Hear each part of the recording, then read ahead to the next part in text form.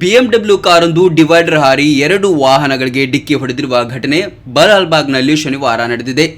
BMW car ವೇಗದಲ್ಲಿ ಬಲ್ಲಾಳ್ಬಾಗ್ ರಸ್ತೆಯಲ್ಲಿ ಬರುತ್ತಿರುವಾಗ divider ಹಾರಿ ಆ ಕಡೆ ರಸ್ತೆಯಲ್ಲಿ ಹೋಗುತ್ತಿದ್ದ ಕಾರು ಹಾಗೂ ಸ್ಕೂಟರ್ಗೆ ಡಿಕ್ಕಿ ಹೊಡೆದಿದೆ. ಪರಿಣಾಮ ಸ್ಕೂಟರ್ನಲ್ಲಿದ್ದ ಮಹಿಳೆಗೆ ಗಂಭೀರ ಗಾಯವಾಗಿದೆ ಎಂದು ತಿಳಿದು ಬಂದಿದೆ. ಘಟನೆಯ ಬಗ್ಗೆ ಇನ್ನಷ್ಟು ಮಾಹಿತಿ ತಿಳಿದು ಬರಬೇಕಿದೆ.